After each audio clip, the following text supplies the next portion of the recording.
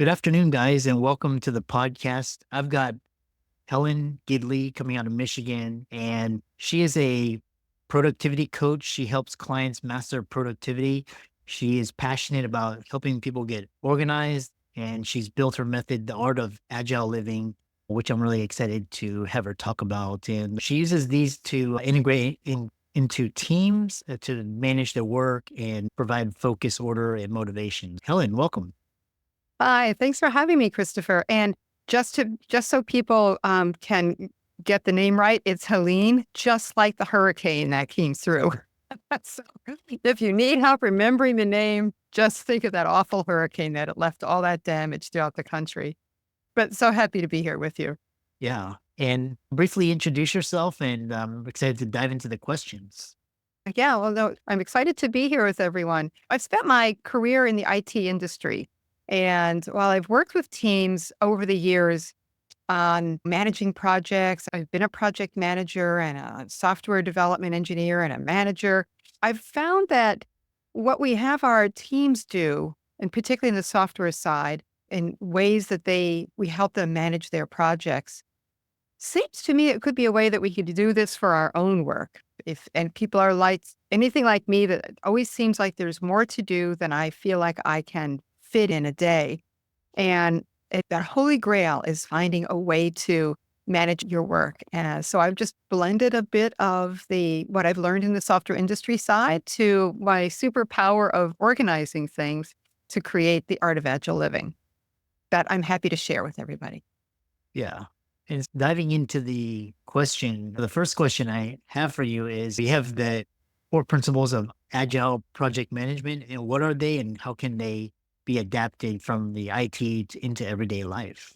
So a big part of agile is finding focus, having your work being transparent and visible, beginning to deliver in small increments, and getting fast and early feedback. And these are just some of the key tenets of Agile.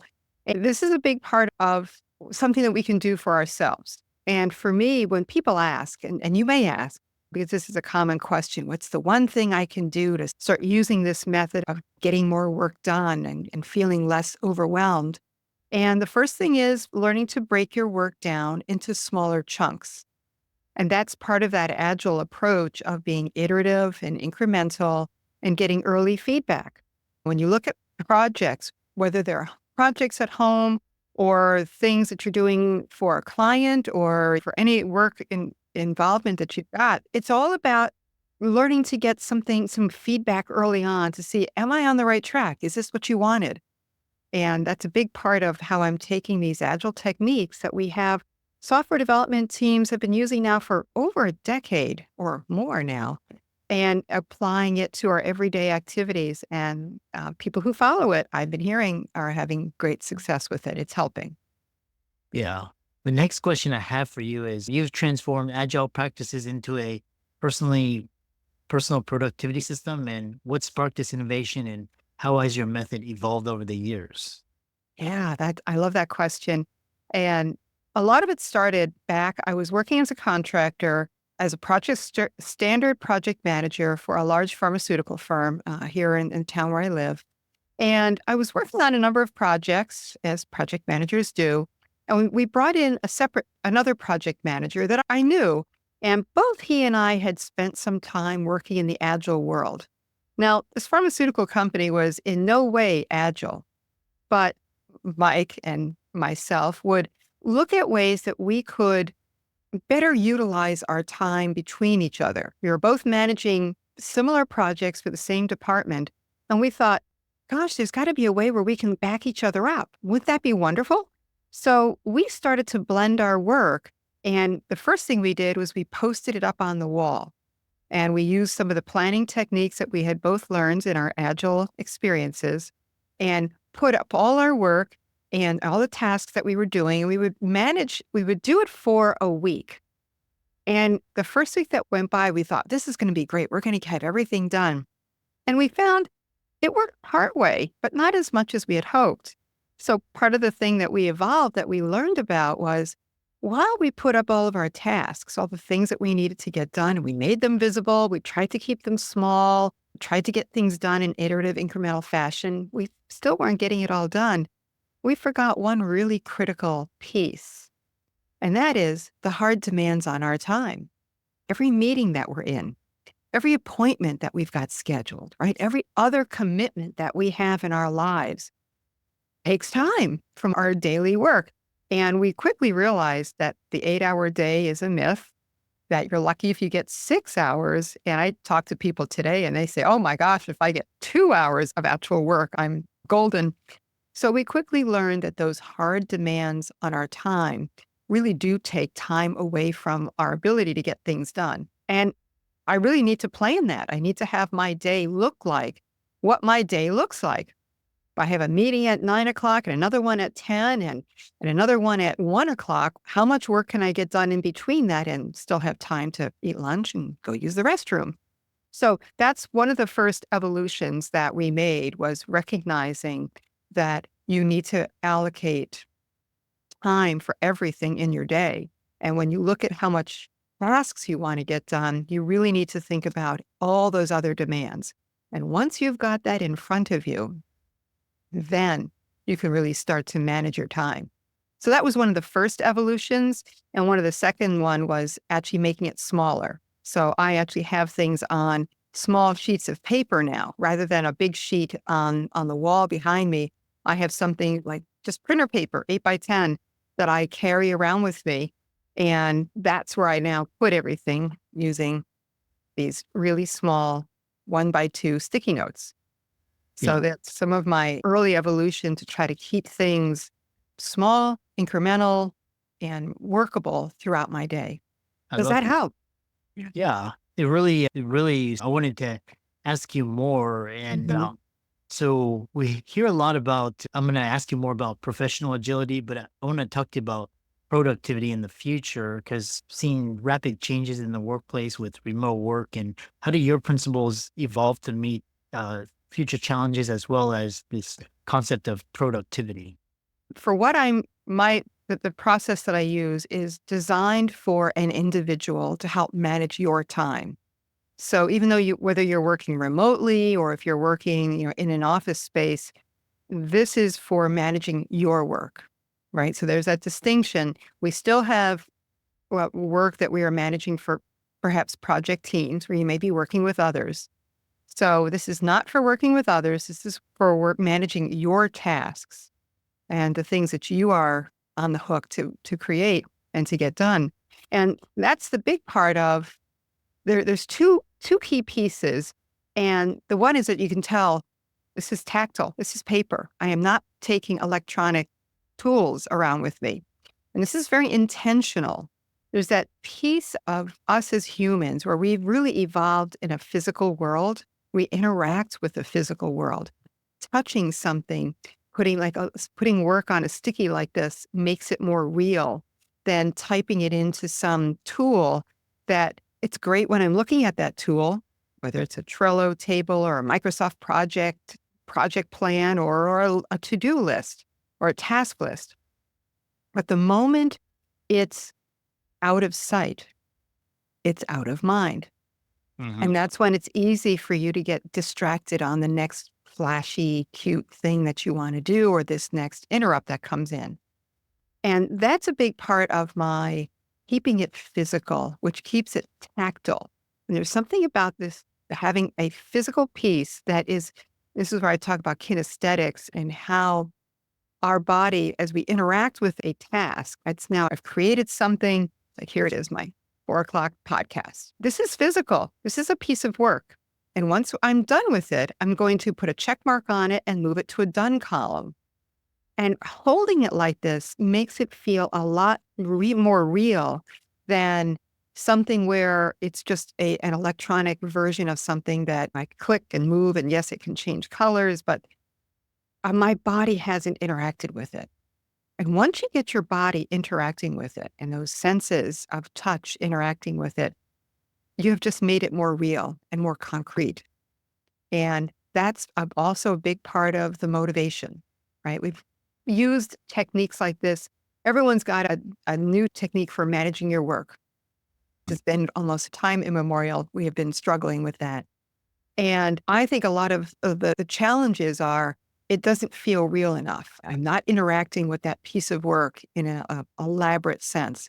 And that's why I stay away from the electronic tools as a way of really managing it. And I use the physical tactile approaches. And I find that it just grounds me a lot more and it keeps me more motivated as I see and feel something go from have to do this to it's done. Mhm. It's a real motivator and those endorphin rush that you get of, oh, I completed something. And that's part of what keeps me motivated and others who use this keeps us motivated to keep using the process.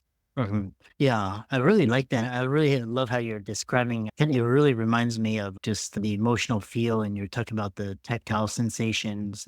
Question I have for you is, how are you thinking about your methodology and your core principles in the age of AI? And how are you thinking about AI and how it's going to affect your clients and how you do things? Ah, that's a great question as well. And I know where AI is taking over and enabling us in a lot of ways. I think I, like many, use AI for helping in some of the mundane tasks and helping us gather information and summarize information. I started using some of the AI techniques early on to even help me break down work. I used it as simple as I was experimenting with someone of, okay, how could we use this to help you take the work that you say, I've got this big project. I can't imagine how can I get it into smaller bits. So I took the project of, I want to build a bookcase. I know nothing about building bookcases. There's a bunch behind me, but I don't know how to build them.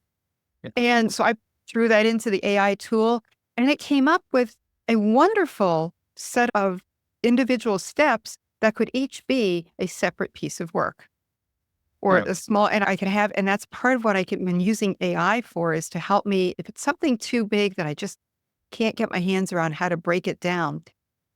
The AI tools are actually very good at doing that. And they understand software technologies. They understand the terms of things like story cards. Um, So for those in the agile teams and you hear about software development, they all talk about user stories and story cards. So as ways of representing your work. So I can do the same thing and say, write me story cards for creating a bookshelf from scratch. And the tool will come back with a list of stories that become these, right? And that I can put onto something small. And I can ask the AI tool to make it small, make it something that's anywhere from 15 minutes to 1 hour in length. And that's one of my big tenets as well with using this process is keep your work anywhere from nothing smaller than 5 minutes and nothing greater, for me, nothing greater than 2 hours, but I try to keep it even shorter than that. Because really, when was the last time you had even 2 hours of uninterrupted time to work on one task, mm, right? And that's how I want to look at it, right? Can I get that one thing done in that time period so that I can get some early feedback, get some visibility on the work, and begin to see some real progress in the approach in my work.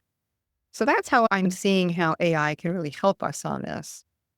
yeah. I know we're coming towards the end, and your to share some success stories of how agile living helped individuals have better work life synergy or better agility at home, or as well as in a professionally. In talk about some success stories. Yeah, yeah. I was talking with this woman who taken one of my early training classes. I've been giving seminars on how to use this method for a couple of years now. And I had a great chat with her in the last few months. And is explaining while she took my class a year and a half or so ago, she's still using the techniques. She puts all her, instead of using a planning sheet that I do, instead of using this sheet of paper, she puts hers on her cubicle wall in front of her, but she still uses sticky notes. And I think for her, she puts the sticky notes up there and that's her way of managing the work that she's got coming. And she says, when she goes into a meeting, she brings her sticky notes with her and a pen to write with. And she says her team now knows when she gets her sticky notes out and she starts writing, they know that piece of work will get done. She's now trained her team to recognize what she means about getting work done and how serious she takes the requests for work. And I thought that was a really a success story because it showed others reacting to a process that you use for managing your own work. And that her team felt, oh, she's got her sticky. Oh, my piece of work made it to a sticky note. I know it will get done. And I Mm. thought that was the real success. Yeah. Absolutely. Yeah. And closing comments, advice for newcomers, for someone new to Agile, what are the first steps they should take to start incorporating Agile methods into their life? And how can people find you? Yeah. Yeah. So one of the first things you could start to do is, as I mentioned at the beginning, start to break things down into smaller pieces of work.